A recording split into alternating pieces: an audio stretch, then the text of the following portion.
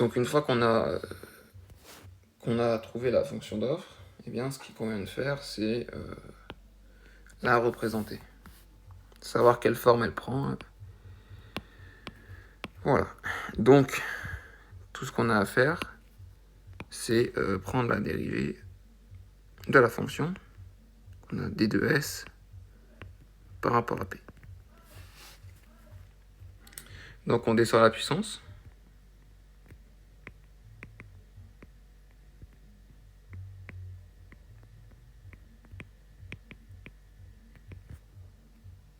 Voilà.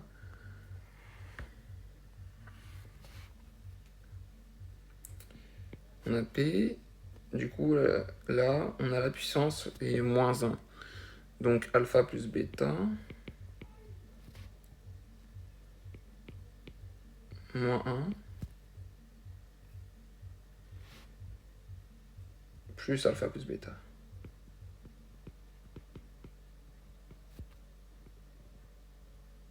Voilà. Sur 1 moins alpha plus bêta. Voilà.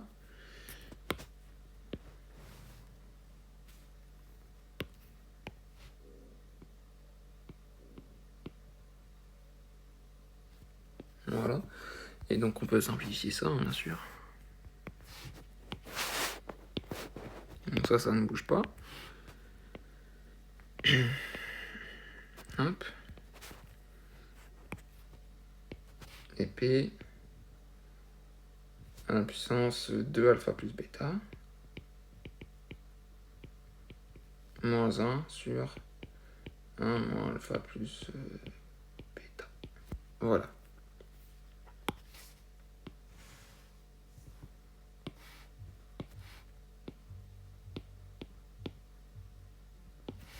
Donc ce qu'on remarque tout de suite, c'est que si les rendements sont constants, c'est-à-dire si alpha plus bêta égale à 1, eh bien la fonction d'offre n'est pas définie.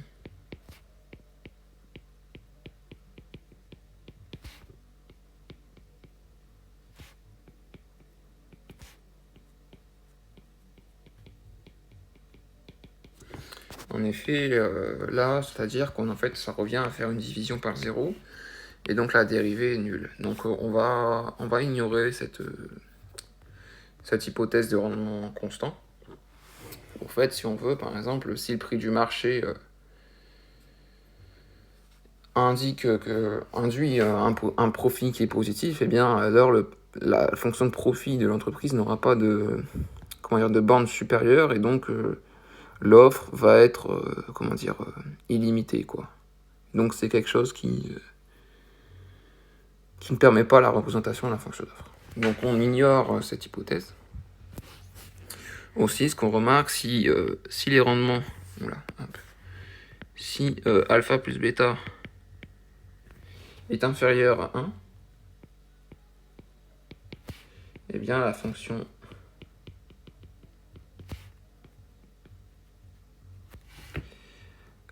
d'offre, elle est croissante. La fonction d'offre est croissante.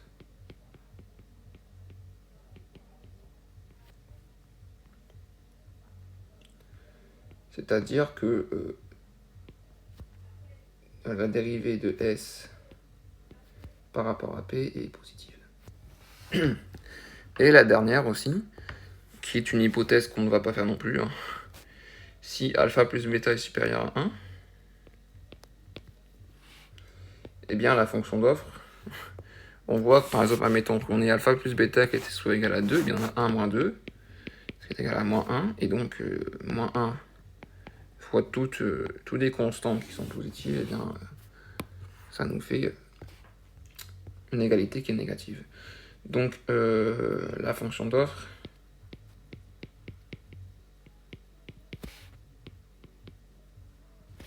est décroissante, ce qui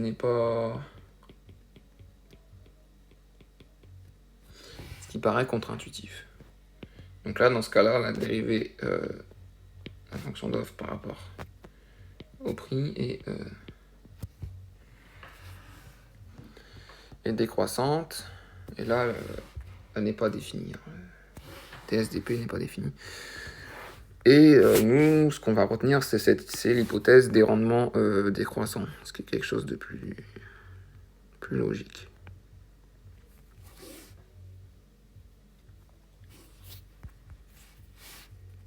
Hop. Et donc ensuite, si on veut représenter vraiment la fonction d'offre, eh bien on prend la dérivée seconde pour étudier la convexité et la concavité. Donc la dérivée seconde de S par rapport au prix toujours.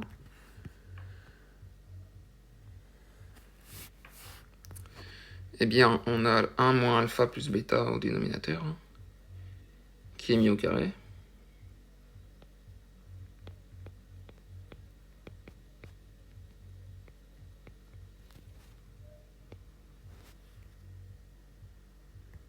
Ok, donc ça c'est positif, forcément.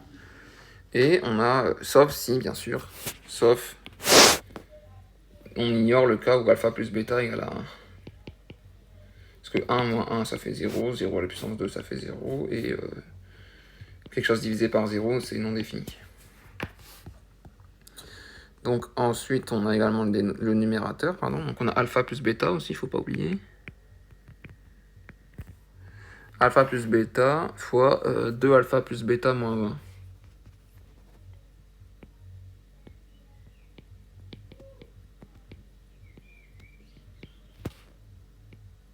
Voilà. Donc ça c'est le début déjà. Et 2 et fois p à la puissance. Donc 2 alpha plus bêta moins 1, moins 1. Donc moins 2. Donc 3 alpha plus bêta moins 2. Sur toujours 1 moins alpha plus bêta. Et la constante à côté n'est pas importante dans l'analyse.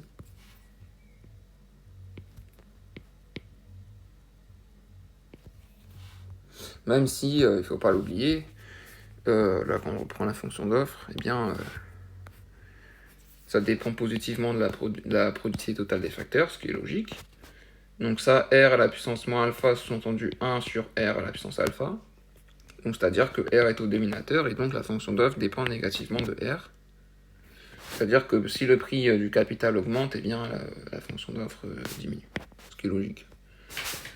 Elle va dépendre négativement des coûts, et pareil pour le travail, sous-entendu 1 sur W bêta, donc W dénominateur, et donc si W augmente, eh bien l'offre diminue.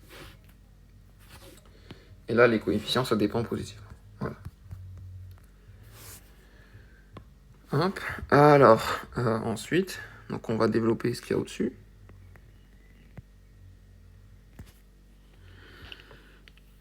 Quoique... Alors... Ouais, hop. 2 alpha plus bêta au carré. Voilà. Moins alpha plus bêta.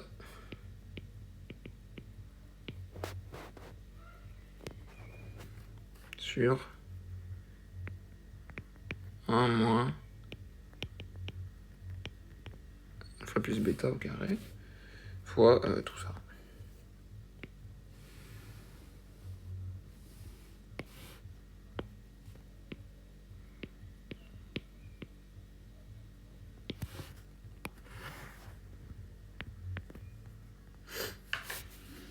Donc on factorise pour alpha plus bêta.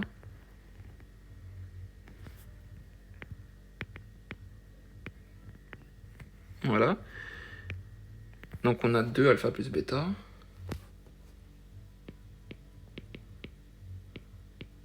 Moins 1. Voilà. Toujours au dénominateur 1 moins alpha plus bêta au carré.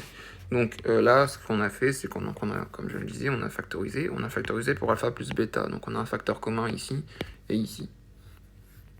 Donc on a alpha plus bêta, Ici, il était multiplié par 2, on retrouve le 2 ici.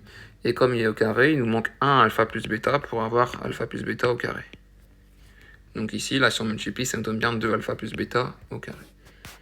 Et là, alpha plus bêta fois moins 1, ça nous donne bien moins alpha plus bêta. Donc c'est bien les mêmes termes. Hop.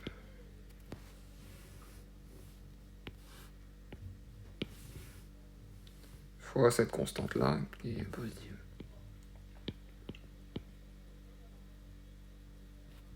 Hop. Voilà. Donc, si alpha plus bêta égale 0,5, eh bien, on a 2 fois 0,5, ce qui nous fait 1. 1 moins 1, ce qui nous fait 0. Et 0 fois alpha plus bêta, 0. Et ensuite, fois toute une constante, ça nous donne 0. Donc, si alpha plus bêta égale 0,5, eh bien, la dérivée seconde par rapport au prix, toujours, est égale à 0. C'est-à-dire que SP est linéaire. Ensuite, du coup, si alpha plus bêta inférieur à 0,5, donc par exemple 0,25, mettons, on a 2 fois 0,25, ce qui nous fait 0,5. 0,5 moins 1, ce qui est négatif. Donc, si on fait l'hypothèse que alpha plus bêta est inférieur à 0,5, tout en supposant qu'il soit supérieur à 0, hein, ça faut pas l'oublier.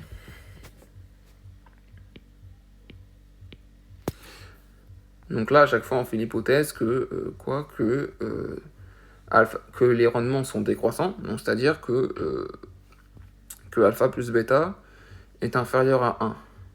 Ça, c'est une hypothèse qu'on fait. Et on fait aussi l'hypothèse que alpha plus bêta est différent de 0. Voilà, donc là, on garde bien l'esprit que alpha plus bêta, donc on va le mettre... on va le mettre juste en dessous. On va le décaler. Hop. Là, c'est pour tout.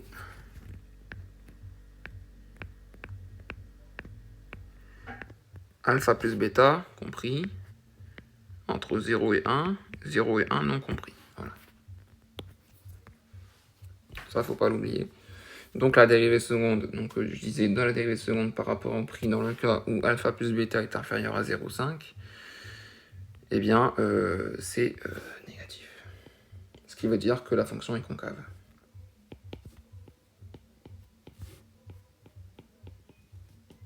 Voilà. Et le troisième cas, si alpha plus bêta supérieur à 0,5, et bien là on voit tout de suite forcément que c'est positif. 2 fois, admettons 2 fois 0,99, ça tend vers 2, et 2 moins 1, 2 moins 1, et bien ça fait, c'est positif, ça fait 1. Donc dans ce cas-là, la dérivée seconde de la fonction de profit, toujours par rapport au prix, est non pas égal à 0, mais bien supérieur à 0. Voilà. Et donc, étant donné que la dérivée seconde est positive, eh bien, SP est convexe. Alors, ensuite, on va regarder ce que donne la fonction d'offre à l'origine. Donc, c'est-à-dire une fonction d'offre pour un prix égal à 0.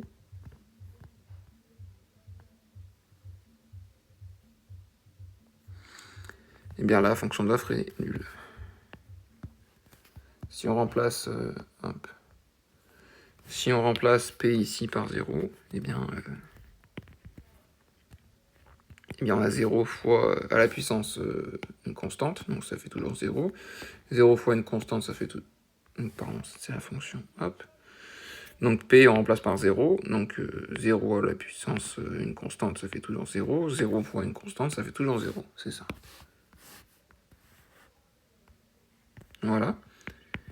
Et si la limite de S, donc la limite de l'offre, quand quand P tend vers plus l'infini, eh bien, il est juste à regarder là. Hop. On a P qui est au numérateur.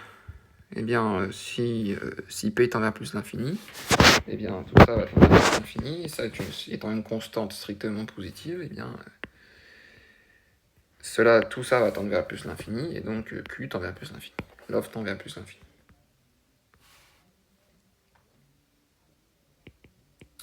Ce qui est logique, hein. Une entreprise va plus offrir lorsque les prix vont augmenter, et lorsque les prix seront nuls, elle ne va pas offrir du tout. Voilà. Et donc du coup, on peut représenter la fonction d'offre.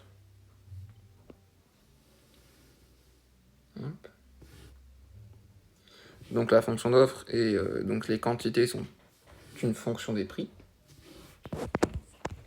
Donc les prix sont en abscisse. Et on a trois cas, le cas linéaire qu'on a vu, le cas concave et le cas convexe. Donc là, c'est le cas où alpha plus bêta 0,5 égale à 0,5. Là, c'est le cas où alpha plus bêta est inférieur à 0,5, concave.